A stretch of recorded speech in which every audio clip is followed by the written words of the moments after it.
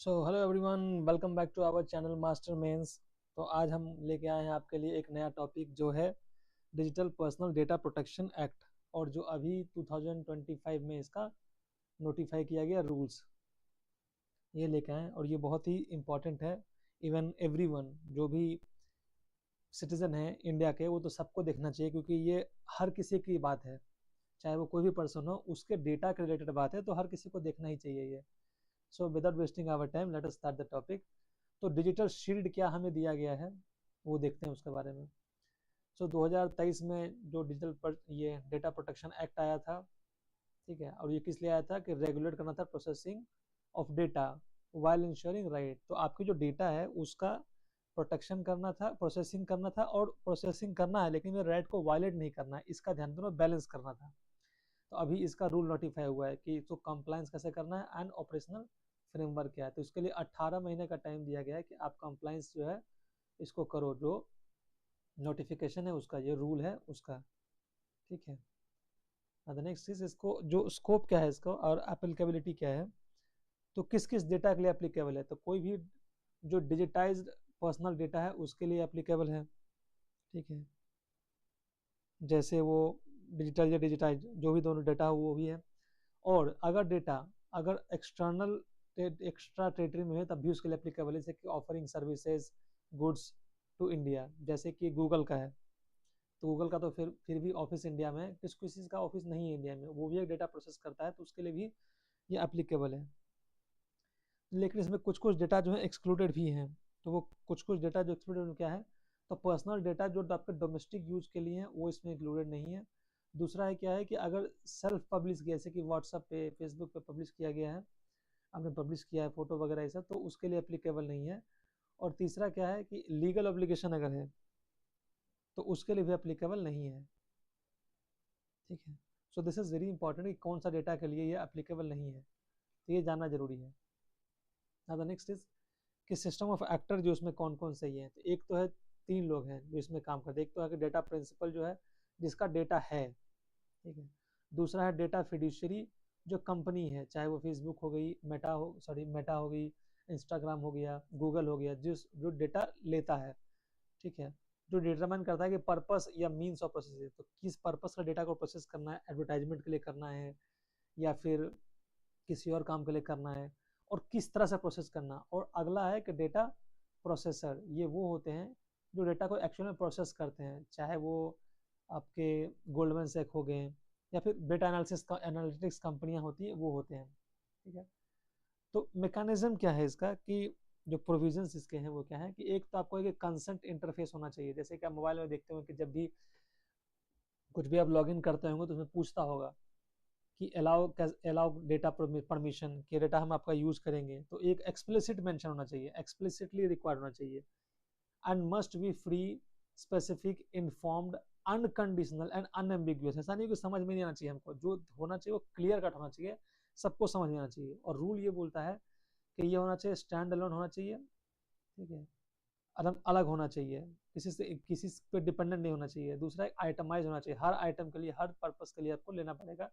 And multilingual में होना चाहिए ताकि लोगों को समझ में आए। हर किसी को हर लैंग्वेज में समझ में नहीं आता है, मतलब इंग्लिश में समझ में नहीं आता, तो उसके लिए लोकल लैंग्वेज में भी होना चाहिए ताकि लोगों को समझ में आए, ठीक है। और कंसेंट जो है आप किसी समय जो है विदड्रॉ कर सकते हैं, ये आपके रूल्स में है, ठीक है। Now the next is right of a principal. जो प्रिंसिपल कौन था, जिसका डेटा था वो था प्रिंसिपल, उसके पास क्या क्या राइट हैं जो एक्ट के तहत है। एक तो है राइट टू एक्सेस, जो मेरा डेटा है उसको हम फिर से एक्सेस कर सकें, ये हमारे पास राइट होना चाहिए। दूसरा है कि करेक्शन एंड इरेजर, अगर मेरा डेटा कुछ गलत है, कुछ कुछ उसमें मिस्टेक्स हैं, तो हम उसको करेक्ट कर सकें और उसको फिर से अपडेट कर सकें, ठीक है। और जो डेटा जो है जो काम का नहीं है उसको हम डिलीट भी कर सकें। उसके बाद क्या है कि जो ग्रीवांस रेडिसल, अगर मेरा कोई डेटा है और अगर उसको मेरे को लगता है कि उसको मिसयूज किया जा रहा है, तो मेरा ग्रीवांस रेडिसल भी होना चाहिए, ठीक है। The right to readily available grievance support, जैसे जैसे आपका जो डिजिटल जो फिडुशरीज होते हैं, कंपनीज जो होते हैं, वो रखते हैं ना, ऑफिसर रखते हैं, नोडल ऑफिसर रखते हैं, तो ग्रीवांस रेडिसल हो। उसके बाद क्या है कि राइट टू नॉमिनी, तो मेरे पास एक राइट होना चाहिए कि मैं अपना नॉमिनी को अपॉइंट कर सकूं, जो मेरे बिहाफ में, चाहे वो डेथ हो जाए, इनकेपेसिटी हो जाए, तो डिसीजन ले सके। और जो रिस्पॉन्स होना चाहिए ग्रीवांसेस का, वो विद इन 90 डेज के टाइम फ्रेम में होना चाहिए।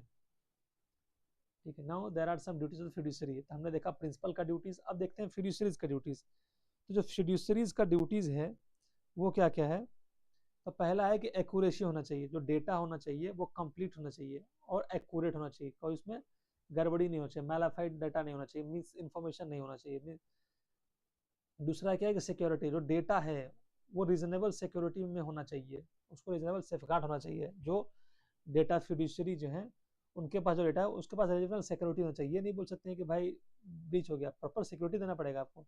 तीसरा है कि ब्रीच अगर होता है तो नोटिफाई करना है किसको? जो बोर्ड है, डेटा पर्सनल जो बोर्ड है, data protection board of India, उसको इन्फॉर्म करना है कि मेरा डेटा जो है ब्रीच हो गया है। और इंश्योर करना है कि अगर आपका पर्पस हो गया है सर, तो आप उसको डिलीट कर दें। तो कितने दिन में? 1 साल। ठीक है, प्रोसेस लॉग जो है retain for max minimum 1 year. तो डेटा रिटेंशन पॉलिसी भी जो है इसमें है। ठीक है, तो 1 साल ज्यादा आप नहीं रख सकते हैं, उसको डिलीट कर देना है। अब जो होता है, एक नया टर्म ऐड किया गया था कि सिग्निफिकेंट डेटा फिड्यूसरीज। तो सिग्निफिकेंट डेटा फिड्यूसरीज वो होते हैं, जैसे कि पहले क्या था कि डेटा फिड्यूसरीज थे जो कंपनियां थी, अब क्या है सिग्निफिकेंट डेटा फिड्यूसरीज वो है जो कि गवर्नमेंट, जो सेंट्रल गवर्नमेंट जो है वो नोटिफाई करती है। जैसे हो गया आपका सीबीआई हो गया, एनआईए हो गया, आपका रॉ हो गया, ये सब को जो गवर्नमेंट नोटिफाई करेगी कि कौन सिग्निफिकेंट डेटा फिड्यूसरीज हैं। ठीक है, जो कि डेटा को यूज करेंगे किस पर्पस के लिए? तो सिक्योरिटी पर्पस के लिए, सेंसिटिविटी होगा, रिस्क टू डेमोक्रेसी होगा, फिर सॉवरेनिटी होगा, पब्लिक ऑर्डर होगा। ये सब बेस्ड पे गवर्नमेंट नोटिफाई करेगी सिग्निफिकेंट डेटा फिड्यूसरीज। ठीक है, और ये इनहैंस्ड ऑब्लिगेशन होगा। और ये इनहैंस ऑब्लिगेशन में क्या होगा कि डेटा प्रोटेक्शन ऑफिसर होना चाहिए, वो भी इंडिया में बेस्ड। तो कोई भी कंपनी है अगर ऑपरेट कर रही है तो उसको इंडिया बेस्ड होना चाहिए डेटा फिड्यूसरी ऑफिसर। और उसके पास एक इंडिपेंडेंट डेटा ऑडिटर होना चाहिए, जो एक ऑडिटर होगा, इंडिपेंडेंट डेटा ऑडिटर, जो डेटा को ऑडिट करेगा और पीरियोडिक इम्पैक्ट असेसमेंट करेगा।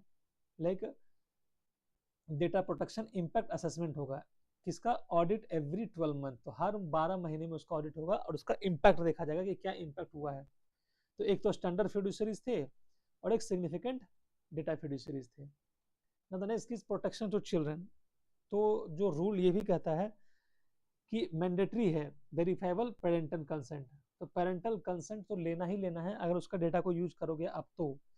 लेकिन उसका डेटा को यूज ट्रैकिंग के लिए नहीं करना है, बिहेवियरल मॉनिटरिंग के लिए नहीं करना है, टारगेटिंग एडवर्टाइजमेंट के लिए नहीं करना है। ठीक है, बट कुछ एक्सेप्शन हैं कि जिसमें आप उसके बच्चे को डेटा को यूज कर सकते हैं विदाउट कंसेंट भी। जैसे कि उसका अगर हेल्थ केयर रिलेटेड हो गया, एजुकेशन रिलेटेड हो गया, तो उसमें आप कर सकते हैं।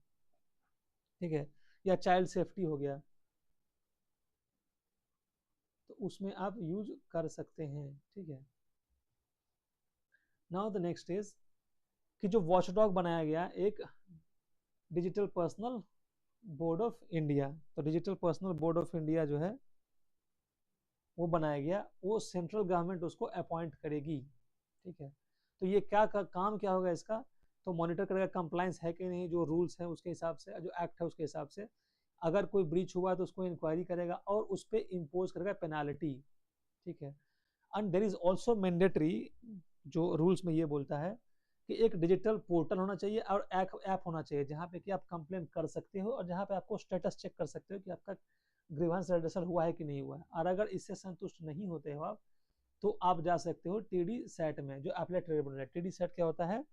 तो telecom dispute settlement appellate tribunal, तो वहां पे आप जा सकते हैं। नाउ द नेक्स्ट इज कि अगर क्रॉस बॉर्डर डेटा ट्रांसफर हुआ तो रूल ये कहता है कि transfer is permitted to all territories. आप जो भी इंडिया का एलआई है उसके साथ आप ट्रांसफर कर सकते हैं डेटा, लेकिन एक्सेप्शन है कि some specific restrictions by the government. जैसे आप बांग्लादेश को नहीं दे सकते, सॉरी पाकिस्तान को नहीं दे सकते, चाइना को नहीं दे सकते। ठीक है, वहां डाटा ट्रांसफर नहीं कर सकते, अगर government time to time notify करेगी उस हिसाब से करना है। सेक्टर स्पेसिफिक लॉ भी है, जैसे कि बैंकिंग हो गया, आरबीआई स्टिल अप्लाइज होता है, अप्लाई करती है कि भाई डाटा ट्रांसफर नहीं करना है। अब अगर आपने ब्रीच किया, ठीक है, या फिर आपने कंप्लायंस नहीं किया, तो आप पे क्या पेनाल्टी होगा? जेल तो नहीं होगा आपको, लेकिन पेनाल्टी होगा। तो क्या है कि failure to prevent data breach में क्या होगा, अगर आपको लगेगा 250 करोड़ लगेगा, वो तब लगेगा जब डाटा ब्रीच करेंगे तब आप, ठीक है। नॉर्मल डाटा अगर फेलियर टू प्रिवेंट, अगर डेटा जो ब्रीच हुआ है उसको प्रिवेंट नहीं कर पाए आप, तो आपको लगेगा 250 करोड़। 200 करोड़ लगेगा आपको फाइन अप टू, जब आपकी ब्रीच ऑफ चिल्ड्रंस ऑब्लिगेशन, जो चिल्ड्रंस का ऑब्लिगेशन है, चाइल्ड रिलेटेड वायलेंस होगा, अगर चाइल्ड रिलेटेड वायलेशंस होगा तो आपको 200 करोड़ लगेगा। और पेनाल्टी होगा, अगर कोई फॉल्स कंप्लेन करता है तो उस पर 10,000 का फाइन लगेगा, ठीक है, अगर कोई फॉल्स कंप्लेन करता है तो। नेक्स्ट इज कि जो सबसे कंट्रोवर्शियल इसमें है वो यही है कि एक साइड तो ये बोलता है आरटीआई, उसका जो क्लॉज है 81J, कि personal information exempt only if invasion of privacy और नो पब्लिक इंटरेस्ट, तभी जाके आप उसको पर्सनल डेटा को आप एग्जेम्प्ट करेंगे। लेकिन ये क्या कहता है, ये ब्लैंकेट बैन लगा देता है कि total exemption of any personal information. So दोनों में डिस्प्यूट है ना, कि एक तो बोलता है कि आरटीआई के डेटा पब्लिक में देना चाहिए अल्टरनेटिव की उसकी इन्वेजन ऑफ प्राइवेसी हो और या फिर पब्लिक इंटरेस्ट ना हो तो, लेकिन ये एक ब्लैंकेट बैन लगाता है, जिसके कारण से कि कंट्रोवर्सी जो है और बढ़ गया, ठीक है। So there is a description अब हो गया है कि deny RTI request to public privacy ground पे जाकर के उसको डिनाई कर दिया जाएगा, ठीक है। तो ये एक बहुत ही इंपॉर्टेंट है, ये याद रखना है। नाउ कि अभी तक हमने जो देखा उसको देखते हैं, फिर से एक बार समराइज करते हैं कि हमने देखा कि एक्टर कौन थे, तो एक तो फिड्यूशियरी प्रिंसिपल थे जिसका डेटा था, फिड्यूशियरी थे जो कंपनी थी, और जो प्रोसेसर थे जो डेटा प्रोसेस करती थी। So fiduciary is responsible, processor is not responsible, fiduciary responsible कि आपका डेटा का सिक्योरिटी हो, एक्यूरेसी हो और ब्रीच ना हो। अगर होता है तो इन्फॉर्म करे, और अगर उसके बाद नहीं करेगा तो पेनाल्टी लगेगा। दूसरा है कि राइट क्या है, तो आप एक्सेस कर सकते हैं, करेक्ट कर सकते हैं डेटा, ग्रीवांस ले सकते हैं, नॉमिनेशन कर सकते हैं अपने बिहाफ पे, अगर आपको डेथ हो जाती है या इनकेपेसिटी होती है तो, और 90 दिन में आपका रिस्पॉन्स आएगा। ऑब्लिगेशन क्या है, तो कंसेंट, फ्री एंड स्पेसिफिक होना चाहिए कंसेंट, बच्चों के लिए भी होना चाहिए, पेरेंटल कंसेंट मैंडेटरी है। ब्रीच होता है तो नोटिफाई करना है बोर्ड को एंड यूजर दोनों को, और 1 साल में जो है मिनिमम 1 साल जो है आपके पास लॉग रखना है डेटा, उससे ज़्यादा नहीं रखना है। और अगर 250 करोड़ का मैक्सिमम आपका ब्रीच होगा और चिल्ड्रन रिलेटेड है तो 200 करोड़ का है मैक्सिमम। और अगर आपने गलती से आपने अगर फॉल्स कंप्लेन कर दिया तो 10,000 का आपका फाइन लग जाएगा। So this was all about the digital personal data protection act and regulation. So regulate, protect and empower, ये इसका गोल होना चाहिए। A new era for India's digital economy, जैसे अभी ऑरेंज इकोनॉमी भी गवर्नमेंट ने ध्यान दिया, बजट में भी बात किया गया, तो याद रखना है। तो ऑरेंज इकोनॉमी भी बहुत इंपॉर्टेंट हो जाता है, ठीक है।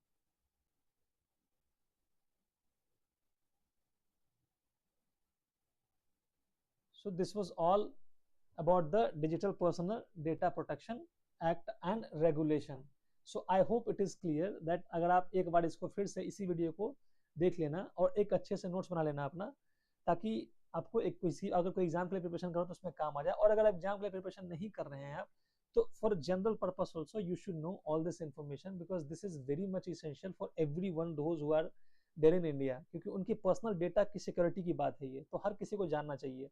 So this was all from our side. Thank you very much, and do like, share and subscribe this channel so that we should get motivated to make more and more videos related to the current affairs and for your public and personal uses. Thank you very much.